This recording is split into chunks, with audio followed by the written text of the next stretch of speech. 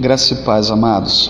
Eu queria compartilhar com os irmãos um texto que está aí no livro de 1 Reis, capítulo 19 e versículo 9.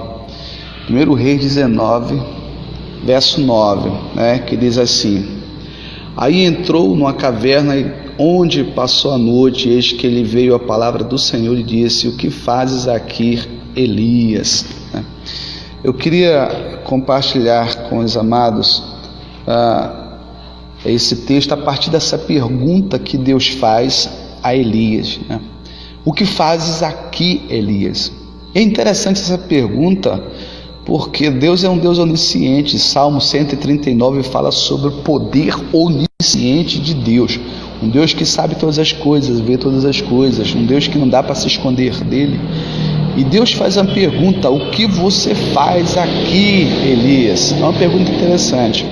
Não era uma pergunta de uma questão geográfica, de Deus não saber onde Elias estava. Uma pergunta parecida o Senhor fez para Adão quando ele pecou, Adão, onde é que tu estás? Está lá em Gênesis, O Senhor fez essa pergunta: Adão, onde é que tu estás? Não era uma pergunta por uma questão geográfica, Deus não saber, mas Deus queria que tanto Adão quanto Elias dissesse para o Senhor: olha, eu estou aqui, a minha posição é essa, a minha condição é essa. E Deus queria ver o posicionamento e as palavras deles. E a gente consegue enxergar aqui algo bem interessante, sobre um Deus que chama uma pessoa, um Deus que levanta, um Deus que usa, um Deus que não leva em conta as fragilidades do momento, as pressões do momento, as palavras do momento, um Deus que sustenta, alimenta, um Deus que novamente dá a oportunidade de concluir aquilo que começou. Quando a gente olha para esse texto, a gente tem muita coisa a ver com a gente também. Quando a gente olha para esse texto, a gente consegue enxergar também um chamado na vida de todos nós. Na verdade, todos nós temos um chamado. Uma vez que a gente conhece Jesus como nosso Senhor e Salvador, a partir desse momento nós recebemos um chamado de ser também um canal de bênção, uma voz profética, um canal ou um instrumento na mão de Deus para trazer libertação a vidas, porque foi isso que aconteceu com Elias. A gente conhece muito bem, já lemos várias vezes, creio que você já leu a história de Elias, onde a Bíblia diz que Elias, pelo poder da oração, orientado por Deus, orou, e um tempo considerável sem chuva, aquele país, aquele império de Acabe ficou. Depois Elias orou de novo e a chuva veio. Então a gente observa que nesse cenário de Deus usar Elias para ressuscitar o filho de uma viúva, azeite transbordar, farinha transbordar, a ponto de uma família viver para o resto da vida, enfrentar 450 profetas, enfrentar um rei, enfrentar uma cidade inteira, um império inteiro, podemos assim dizer.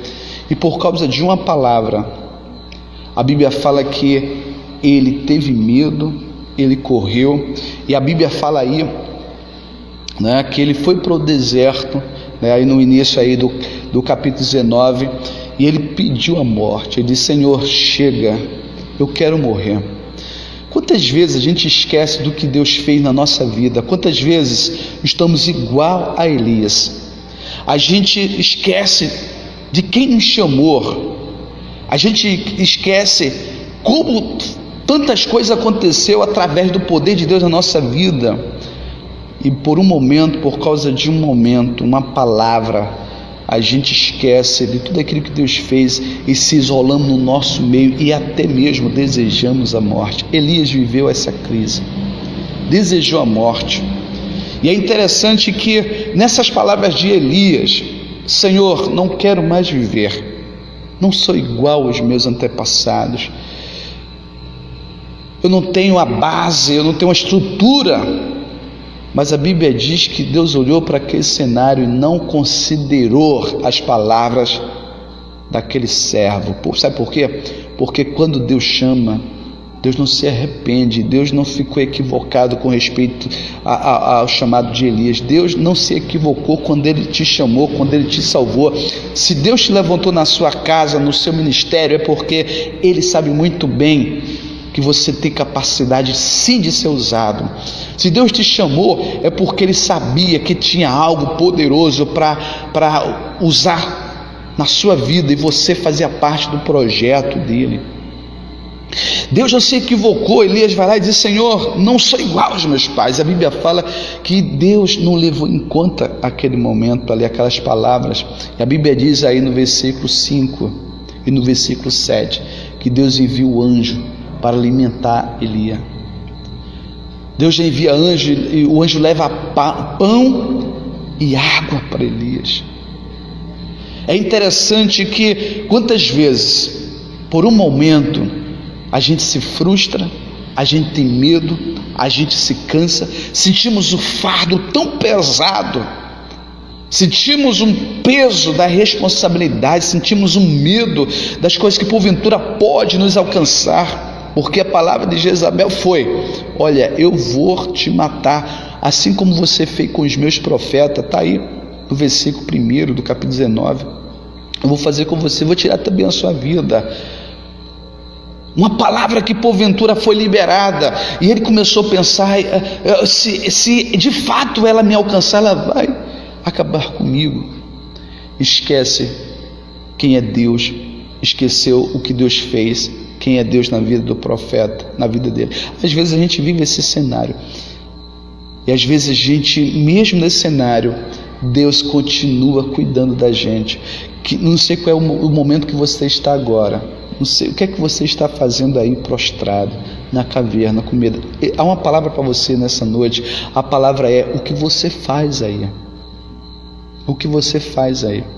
Essa pergunta não é uma pergunta, como eu já falei, por uma questão geográfica, mas o Senhor estava querendo saber de Elias emocionalmente. Onde foi que você se perdeu, Elias?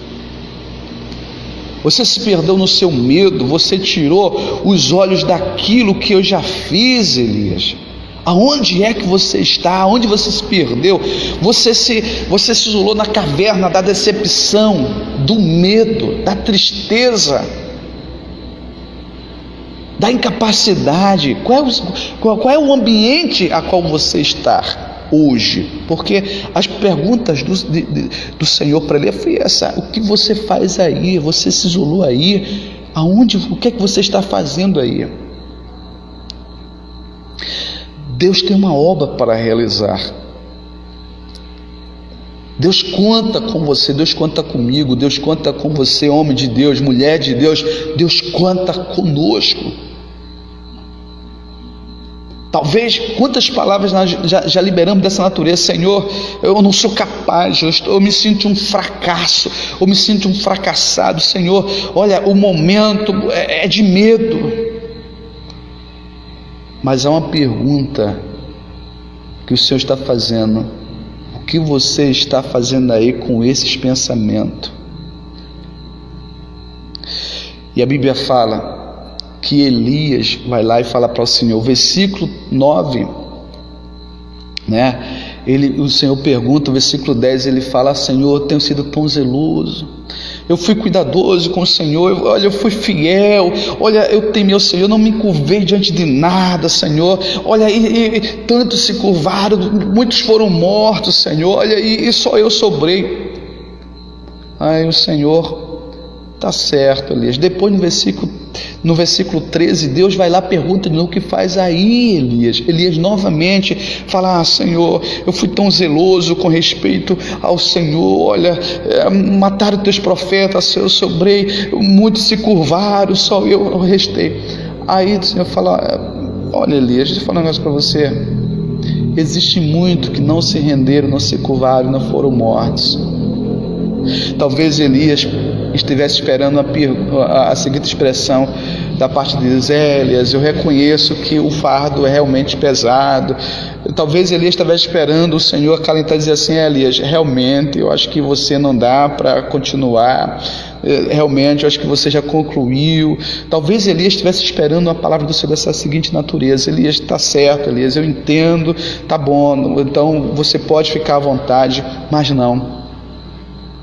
A Bíblia diz que o Senhor diz a Elias: Elias, o que é que tu estás fazendo aí? Depois de Elias narrar para o Senhor todo aquele cenário: só eu sobrei, Senhor, eu fui perseguido, Senhor, mataram teus profetas, muitos se curvaram, só eu sobrei. Jesus falou: Elias, deixa eu falar um negócio, sai daí, Elias. E essa é a palavra que o Senhor tem para mim, para você nessa noite: saia da onde você está, saia desse medo, saia desse sentimento de fracasso. Porque quem te chamou está cuidando e vai cuidar. Quem te chamou, se você ainda está aqui, é porque existe uma obra para ser concluída. Se você está aí, é porque existe ainda um projeto a ser concluído. E o Senhor fala: Elias, sai daí. Está aí no versículo 11. Porque eu vou falar contigo. Deus não fala com ninguém prostrado. Deus te chama para se levantar desse ambiente, porque há uma obra para concluir, há uma obra para continuar, há uma obra que o Senhor conta comigo e contigo. A Bíblia diz que o Senhor fala para Elias: olha, vai lá, porque existe reis ainda para ser ungido. E está aí no versículo 15, né? O Senhor manda ele ir ungir Azael. Deus manda ele ainda. Existe um profeta a qual você precisa ungir para te substituir. Olha, Deus ainda tem uma obra grandiosa para fazer através da sua vida. Você ainda precisa ungir pessoas. Você ainda precisa trabalhar na vida de pessoas, para que Deus possa usar eles para algo que ainda tem para ser concluído. Mais uma vez eu te pergunto: aonde é que você está? O que fazes aí? E essa é a pergunta que o Senhor faz para mim e para você nessa noite. Nunca esqueça quem te chamou. Nunca esqueça quem é que te usa. Nunca esqueça quem é o seu Deus. Se Deus te guardou de opressão, de homens, se Deus te guardou de tantas lutas, se Deus usou a tua vida, tantas coisas aconteceu, Deus vai te guardar também de qualquer ameaça. Levante-se do seu medo, saia da sua caverna, não fique prostrado a um cenário de ameaça. Sabe por quê? Porque o teu Deus, o meu Deus, o nosso Deus, Ele é o Senhor que chama, que cuida, que levanta e que conclui o que começa. Amém? Que Deus possa usar essa palavra de tal forma que você se sinta renovado pelo poder do nome de Jesus. Que Deus possa usar essa palavra de tal forma que o seu coração se sinta novamente motivado, que algemas caia, que barreiras se quebre, e que o Senhor, no nome de Jesus, possa concluir o propósito que Ele tem no seu ministério, como eu já falei, na sua casa, na sua família, no ambiente aonde Ele te colocou.